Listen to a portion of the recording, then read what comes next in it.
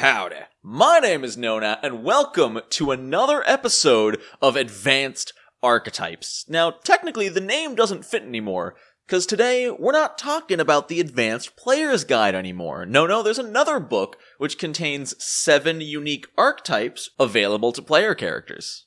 That book is the Lost Omens Character Guide, which contains archetypes unique to some of the organizations around Golarion. So here in today's video, we're going to go over all 7 archetypes found within that book. Now, I should preface this by saying, technically, you do need to be a member and maybe a certain rank within these organizations to technically be eligible to use any of these archetypes. You can still reflavor them, change them, or just allow them at your own discretion. In one of my Patreon campaigns, one of my players is using the Hellknight Armiger, and while he's not part of the organization technically and not getting any direct training, we're making it work, we're flavoring it, and it's all making sense within the campaign. So some of these, if the organizations are not major components of your world, or you're not even playing on the world of Golarion, feel free to try to find ways to fit these archetypes into your game, because there's some cool stuff here, y'all. Also, one last disclaimer is I'm not going to be going into the organizations or their lore much in this video, otherwise we'd be here for hours. Each organization has tons of lore behind it. I'm basically going to give the general one-sentence idea of that organization, and then dive right into the mechanics of their archetype. And finally, before we get into this, I just want to thank our sponsor for today's video. Guys, we did it. We freaking nailed it. They're already soaring past their first stretch goal. Maybe. There's 3 days left. Maybe they can hit that final stretch goal of the second mystery class book. It's Beadle Grimm's and their Complete Character Chronicles. Hi, my name is Matthew Lillard. You've probably seen me in many a horrible movie back in the 90s. Can we start again? It's me, Matt! Hi, I'm major motion picture star Matthew Lillard. Hi. All right, Sam. I'm Matthew Lillard. What's the line? You just do whatever the fuck. I almost had it. I got booger on my shirt. What's the first line? I was in terrible movies during the 90s. You grew up on them and you watched them, sucker. My name is Matthew Lillard. You may know me as Beadle from Beadle Grimm's. Last couple of years, our company is focused primarily on the DM, creating battle maps, in-world handouts, jewelry items, and of course, stuffed animals. Now it's time to focus on you, the players. Because when we gather around a table, we're not there to hear a story, we're there to tell a story. All of us. And sometimes that story goes on for years and is remembered only on coffee-stained scraps of paper or 3 random journals. But worst of all, it's in your head. And why is that bad? Because I'm not that smart. Bill's way smarter than me. When he says it's Grimm that killed the frost giant that was on its way to destroy the town, I can't really argue with him because I don't have it on a journal. And if I had it in a journal, sitting on a bookshelf, you could just say, hey, check out my journal. We all know the problem with a journal. In a real game, when are you gonna use that thing? On a real night of gaming, you bounce from a core rule book to the Advanced Player's Guide, and of course your character sheet. And the entire game goes like boom, to boom, to boom, to boom, to boom, boom, boom, boom, boom, boom, boom, boom, boom, boom, boom, boom. You never go back to this thing. And again, the story is only in your brain, and Bill's telling you that he is the real champion. But what if? Stay with me here. What if, Charlie?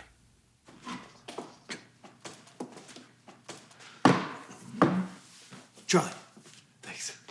What if we created a single book specifically tailored for your character class? And what if it had an enormous character sheet to record every detail of your character? Every stat, every strength, weakness, magic item, enemy, ally, even your familiar. And then took all the official Pathfinder rules, the spells, feats, and skills that you need for your class and your class only, and combined that with an expansive journal to capture your story. And obviously it's only useful if it's on heavy paper to handle the years of wear and tear, and bound on a lay-flat binding so you can use every inch of it. And of course, us being us, we add amazing artwork from across the Pathfinder universe, as well as our own custom pieces, commissioned specifically for this book. And that's why I'm here today, to introduce you to Beadle Grimm's Complete Character Chronicles.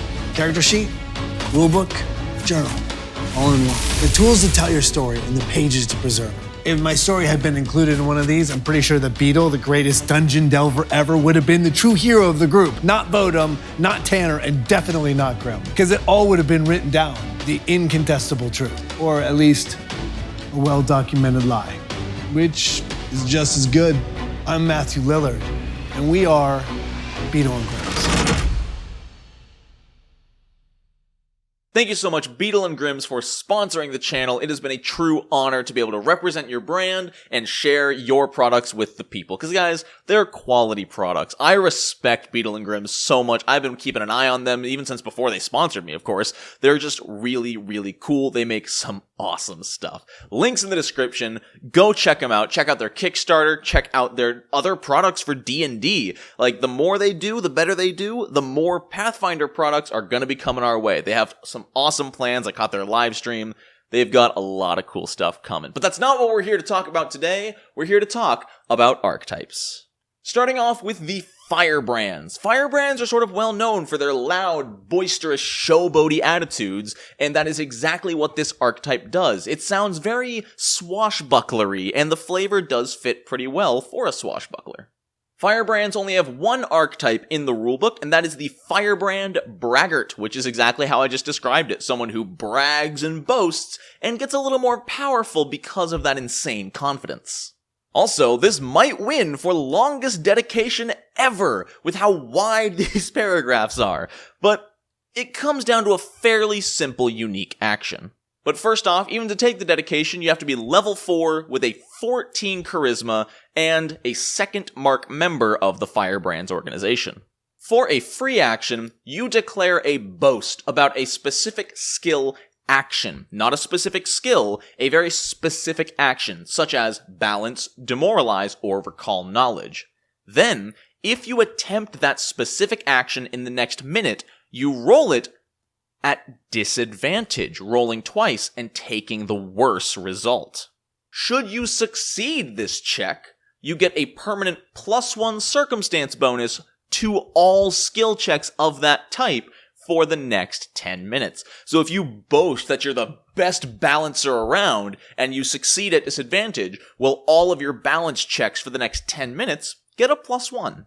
Should you fail the initial check, or not even take the check at all within that minute, you get a -1 circumstance penalty to all of that skill check for the next hour. So should you boast about how you're the best balancer around and either fail or don't balance on anything, you take a -1 to all balance checks for the next hour. It also mentions that if you select something like Recall Knowledge, which can be used with Arcana, Religion, or Nature, you have to specify which skill you're using at the time of the boast. So you can't just say, I'm the best at Recall Knowledge. You have to say, I'm the best at recalling Arcane Knowledge. And then you have to make that Recall Knowledge with Arcana. Likewise, the bonus and penalty only apply to Arcana Recall Knowledge checks for the next period of time, not any other kind of Recall Knowledge skill. You can only make a boast like this once for a single action per day, but you can do it for any number of actions per day. So once you've already boasted about your balancing skills, you can't boast about balance for the rest of the day. But you can still boast about your knowledge or your athletics. The final part of this dedication is that the initial skill check has to be something at least decently challenging, which the book describes as a standard DC for your level. If you're a level 20 rogue and you boast about being the best lockpick in the world and then go and pick a level 1 lock, well, yeah, that doesn't prove your skill. Even a level 20 wizard could pick a level 1 lock. So this is a strange dedication. It's a lot of hoops to jump through for a potential +1 bonus.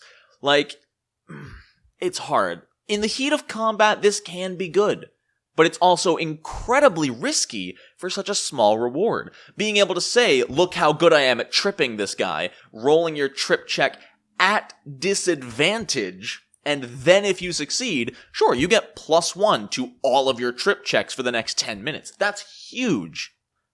But if you fail, which is honestly more likely than not, statistically with disadvantage, you're gonna roll lower than a 10. And against the same level enemy, less than 10 plus really no matter what your bonus is probably gonna fail. This will definitely lead to some really funny situations where you brag about this skill and then fail miserably, but I feel like rolling at disadvantage was too difficult. I think they did this to future-proof because some of the later feats do enhance this feature, but let's go ahead and get on and start talking about those. Maybe it'll put it in some more context. Boaster's challenge at level 6, once again, is okay. It's not amazing, but it's fine. You have to be an expert in one of the 3 charisma skills: diplomacy, deception, or intimidation. Then, for a single action, you can make a check using any of those 3 skills against one target's will DC. Should you succeed, you get a +2 circumstance bonus to damage against that target until the end of your next turn. So, if things go really well, you might be able to hit them 3 or 4 times before the end of your next turn. You know, if you're level 6 and you succeed this and you hit them 4 times on this turn and the next, that's a net gain of 8 damage. But how much is that worth? In reality, the chances of you hitting more than once per turn at level 6, depending on your target, does go down a little bit. You know, attacking with multiple attack penalty is a really low probability. I would say on average, you would hit 2 to 3 times in 2 turns. So if we think about that and you're spending 1 action to effectively deal 6 bonus damage, is that worth it?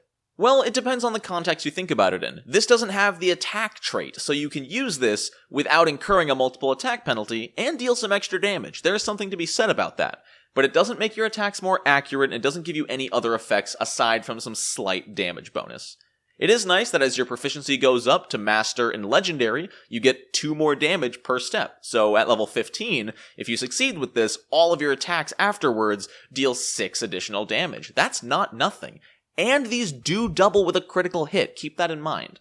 Also, should you get a critical success against their will DC, this lasts for 3 full rounds, which can add up. The downside is that this is pretty much only usable once per encounter. Once you've challenged somebody, every single creature that could see or hear your challenge gets a +4 circumstance bonus to their will DC to resist it.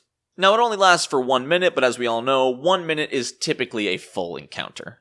This is another case where I'm not quite sure why they added this stipulation to not be able to use it on another target. It would be kind of fun to make a ranger Firebrand who spends, 2 actions hunting prey, challenging, and then hitting them really hard with their precision. That would be a really fun character.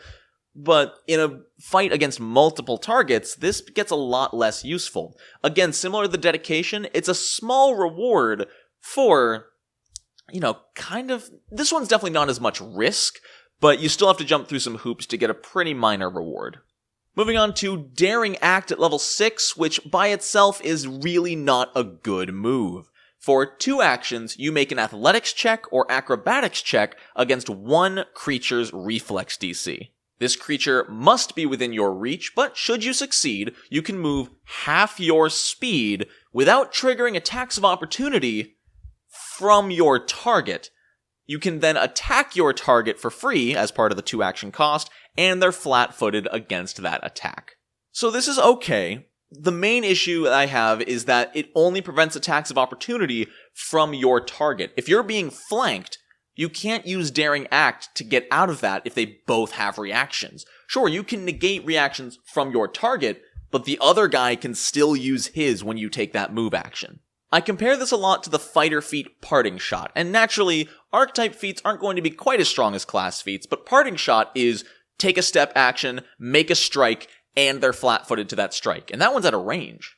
Daring Act by itself is sort of a worse version of that. You can't even opt to take a step instead of the full half movement speed. It is always a stride action. And a critical success just lets you move up to your full speed. As I said, in its base form, not amazing. I believe there's a feat coming up though that makes it a little bit better. Bravo's Determination is really cool at level 8, and in my opinion is the first really good feat in the archetype. You must be an expert in deception to take this, but as a reaction, should you be dropped to 0 hit points and you had more than 1 hit point, you can roll a deception check against the attack roll of the triggering strike. So if someone rolls and hits you with a 22, 22 becomes the DC to beat with your deception check. Should you be wounded at all, you do take a penalty to your deception check equal to twice your wounded condition. But should you succeed and beat the attack roll with your deception check, you don't go unconscious. Your wounded condition does go up by 1, but you remain at 1 hit point. Should you critically succeed, you don't even gain the wounded condition. You trick yourself so hard into thinking you're fine that you're fine. Now, obviously, you can't do this multiple times. Should you be hit again, even if you somehow had another reaction, you are only at 1 hit point, and you cannot use this reaction at 1 hit point. So you might only get 1 use out of this per combat, unless you can get healed. This isn't bad. I could definitely see this putting you in some serious danger, as if you get hit a second time on that turn after succeeding, you really just got to wounded 2 right away. It didn't really save you. But if you know it's the last action on your opponent's turn and you just need to stay standing because you're coming up next, this can be really good and turn the tide. Great Boaster at level 8, requiring a 16 charisma, is a direct upgrade to the boast action from the dedication. I guess upgrade's not the right word, but it is sort of an expansion. Now, after succeeding at your initial boast, so you boast to balance, roll at disadvantage, and succeed at your balance check, you can now double down and boast about just how great you are at balancing. This is literally a double or nothing gamble. You roll at disadvantage again with your +1 from your initial boost, and should you succeed, instead of a +1 for 10 minutes, that gets upgraded to a +2 bonus for 1 hour. Should you fail your great boast, you do get a -2 circumstance penalty to that skill action for 4 hours. Now keep in mind, you did still succeed your initial boast, and this doesn't say you lose the bonus from that. So while the circumstance bonus from the great boast wouldn't stack with the initial one, circumstance bonuses and penalties do stack. So while it does say you get a -2 circumstance penalty, it really is only a -1 when combined with your +1 from your initial boast. So it's risky, but if you can make this work, you can become a real powerhouse. In that same example I gave, if you trip again and you succeed, having a permanent +2 bonus to trip checks for 1 hour is disgusting. Especially if you're already an expert or level 8, you're a master in athletics with an 18 strength. Getting a +2 on that could be absolutely devastating, just knocking down every enemy around you. Fantastic. The final stipulation that makes Great Boast incredibly difficult, though, is it can't just be a normal DC for your level. It has to be against a skill check of a hard DC. So if you're level 8, a hard DC is probably somewhere around a DC 25, which at disadvantage, good luck. Also, before anyone asks about this idea, no, attack rolls are not skill checks, so you cannot boast about how good you are at attacking, unfortunately. Daring Flourish at level 10 is an okay upgrade to Daring Act, but I still don't think it makes it a great feat. Now, if you succeed your Daring Act, you can choose to either strike or disarm your target.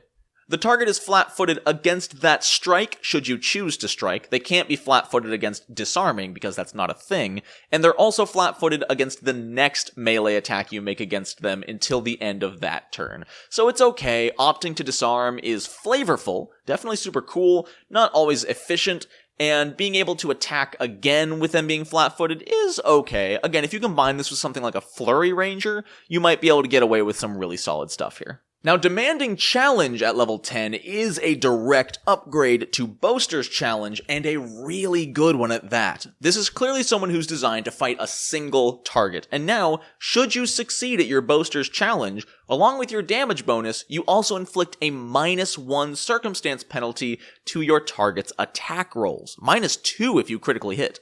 Now, even if you critically succeed, this does only last until the end of your next turn, but hey, that makes them less accurate for 1 full round. That's really good, and just being a flat upgrade, this is fantastic. There's no reason not to take this if you use Boaster's Challenge a lot. Daredevil's Gambit at level 12 finally makes Daring Act worth using, in my opinion. When you use Daring Act, and you critically succeed at your skill check, instead of moving around your enemy, you can move into their space and share their space with them. While you share their space, you have a flat +2 circumstance bonus to armor class. While inside the target's space, they are flat-footed against all of your attacks. And the best part is if you are targeted with any attack, you can attempt a flat DC 15 roll. Should you succeed, the attack is redirected to the target whose space you are sharing. You literally use them as a human shield, and there is roughly a 27 to 30% chance that any attack that hits you will be sent at them instead. Now, this doesn't mean it will hit them. If you have an AC of 20, your target has an AC of 22, and you redirect an attack with the attack roll of 21, sure, it would have hit you, but redirecting it at your target does not hit their AC. It still saves you from the attack, but it doesn't hurt your target. So yeah, this is really cool. If you think you can critically succeed your athletics or acrobatics checks consistently enough, this is phenomenal. Something like this on a halfling would be a ton of fun. Overall, I do think the Firebrand Braggart is a tad bit underpowered. It's flavorful as heck, but I think I would rather play a swashbuckler with panache to accomplish a pretty similar goal. Since one of the swashbuckler subclasses is already called Braggart, it accomplishes pretty much the same thing, and so getting this on another class would be a cool way to dip, but I still feel like I'd rather just take the swashbuckler archetype. It's cool if you're really actually into the Firebrands as an organization. It's a great way to integrate them into your character, but it's not my cup of tea for sure. Moving on to the Hellknights, which are just these sort of faceless bastions of law against chaos. They appear sort of evil on the outside, but they really don't care about your good to evil alignment, but you must be lawful to be a member of the Hellknights. There's actually a whole bunch of stuff to the Hellknights, way more than the Firebrands get, but I'm just going to be going over the archetypes here. Starting off with the level 6 dedication, which for a level 6 feat is not incredible, but it's not bad. You gain the specialization effect of specifically Hellknight plate mail, boosting the resistance from it by 1. So I believe that gives you either 3 or 4 resistance to piercing, slashing, and bludgeoning, which is nothing to sneeze at. Reducing basically all physical damage by 4 is a solid start. You become an expert in intimidation, and if you are already an expert in intimidation, you can become an expert in any other skill you're already trained in. That's pretty solid. Additionally, so long as you're wearing your Hellknight plate, you get a +1 circumstance bonus to intimidation checks. At level 8, they can take Sense Chaos, which is pretty much the exact same thing as the champion's Sense Evil, or the evil champion's Sense Good. Should there be a powerful or overwhelming aura of chaos somewhere around you, you can sense it, sort of like smelling something is how it's described.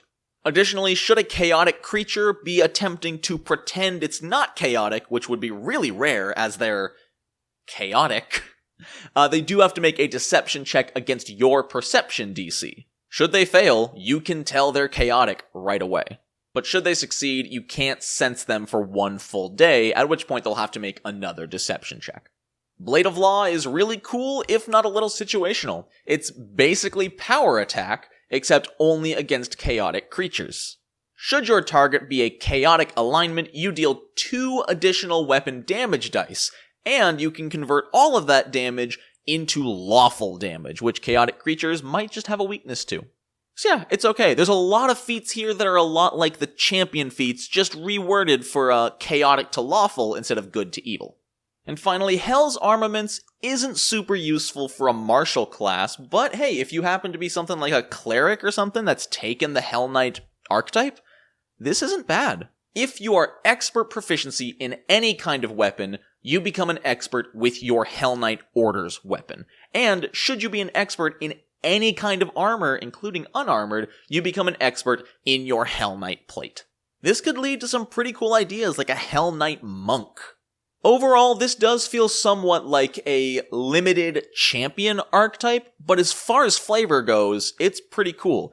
If you want to be judge of the law, then this is not a bad archetype to take, as it really exemplifies that. It takes your respect of the law and turns it up to 11, which I think defines the Hellknights pretty well. If you're looking for something more magical, the Hellknights actually have another archetype, the Hellknight Signifier. This archetype can actually only be taken if you have a spellcasting class feature. You're granted a special mask with no eye holes that does not obscure your vision. It just makes it so anybody cannot see your eyes, but you can still see fine. You gain expert proficiency in intimidation, as well as expert proficiency in one of the 4 magical skills, Arcana, Religion, Nature, or Occultism. And while wearing your mask, you gain a +1 bonus to deception checks to lie, +1 to your deception DC, and +1 to all intimidation checks. You basically just become this blank force that people don't want to mess with and can't get a read on. Level 8's masked casting is so cool. So long as you cast a spell on your turn, you can avert your gaze as a free action. It uses the magic you're casting to enchant your mask to protect you from all visual effects. Now, avert your gaze, I believe, only gives you a +2 bonus to all visual effects, but that's not nothing, dude. There's no limit on how often you can do this. It's a free action. If you're a spellcaster, you're probably at least casting a cantrip every turn. This is so good. Gaze of Veracity, once again, is just really cool. You have to be able to cast focus spells, which most classes can in 2e, and you gain an additional focus point, and you gain a cleric focus spell no matter what your class is. You gain Glimpse the Truth.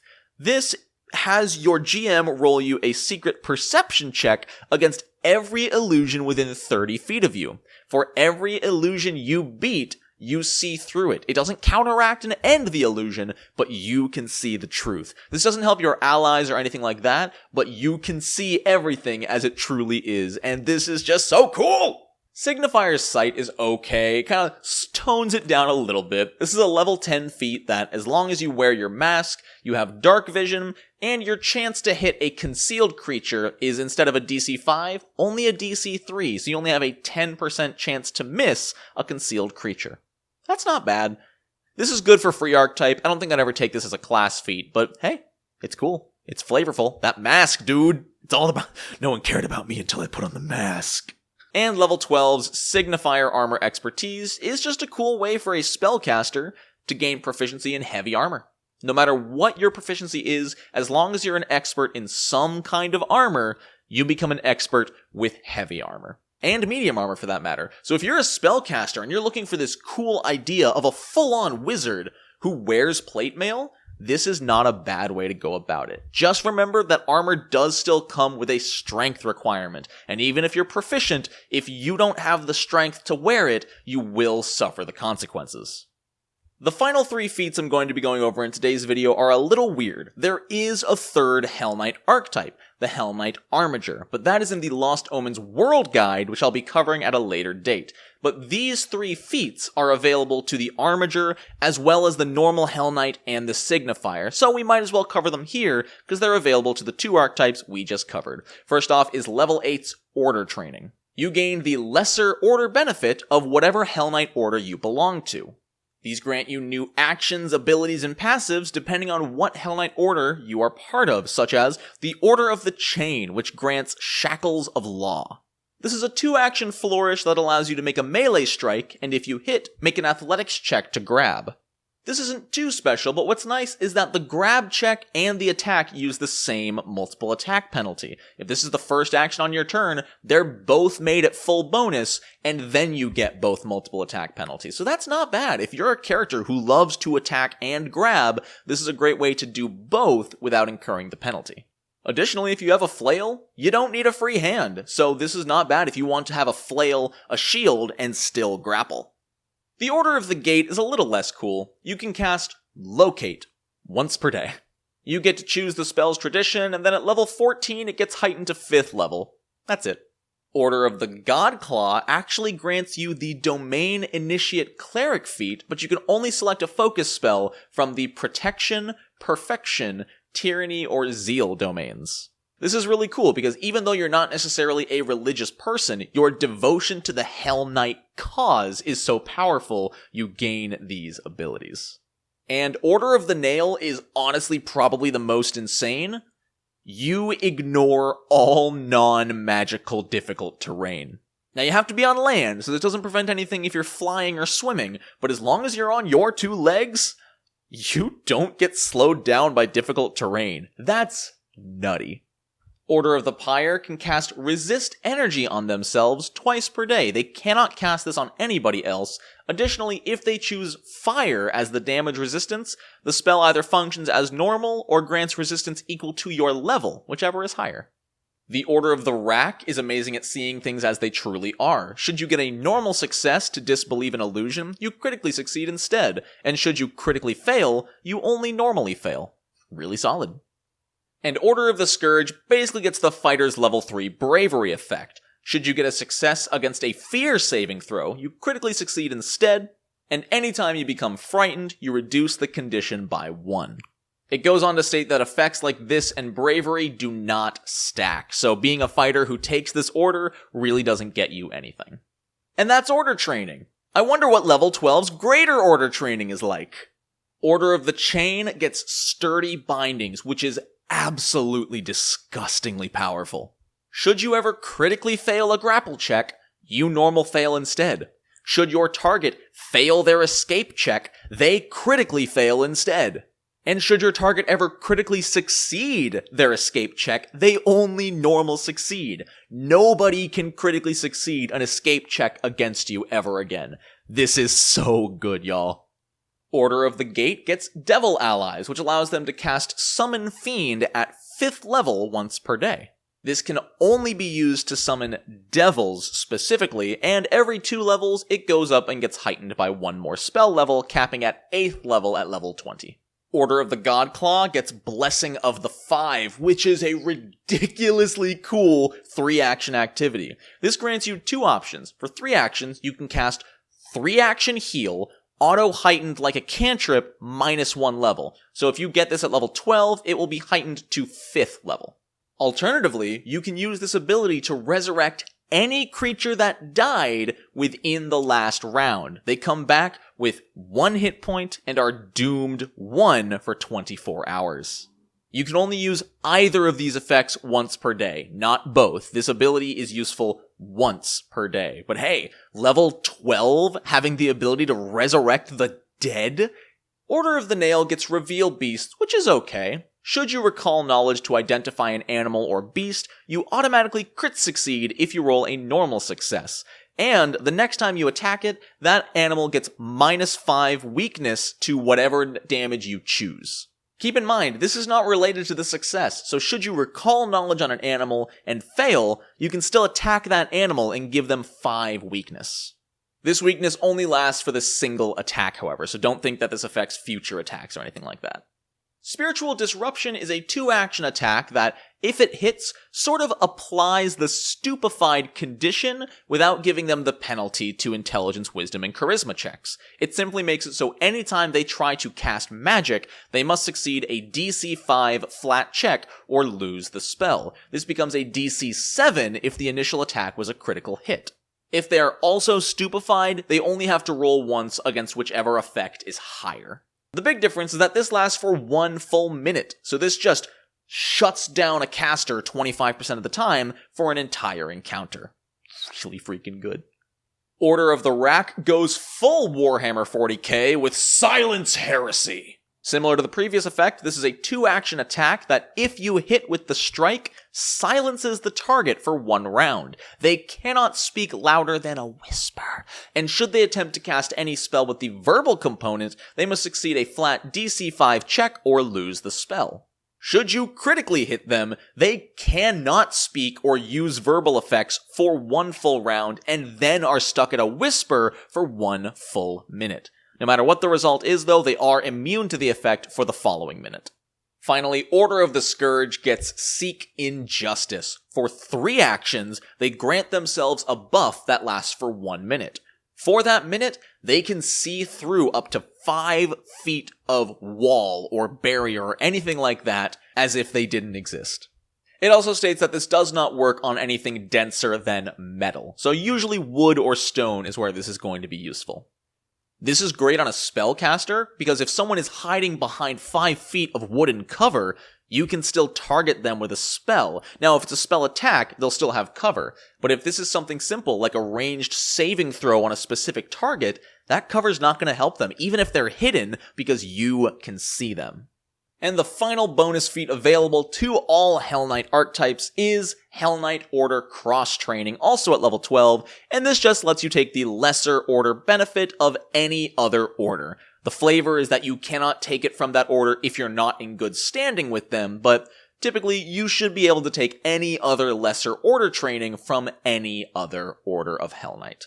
And that is all we have time to cover here today. I expected to get a lot farther than just Firebrands and Hellknights, but boy, these are detailed archetypes. I've been missing out. I really haven't looked into these much, and I kind of regret it. So look forward to part 2 of this, where we'll be going over the other 4 archetypes, hopefully just as detailed as these. Holy cow, I didn't expect this video to take an hour to record. I want to give a huge shout out to my patrons. Whoosh! Thank you all for supporting me. You are amazing. If you would like to join my Patreon and get some unique homebrew content once or twice a month, check out the link in the description. You get access to everything that's been published and will be published for just $5 a month. We also have a Discord. I also have a Twitter. Check those out in the descriptions. Thank you all so much for watching. One more big round of applause for Beadle and Grimms. Thank you for supporting the channel and sponsoring me. It has been an honor working with you. I hope you all have a wonderful rest of your day. And until next time, no nat ones.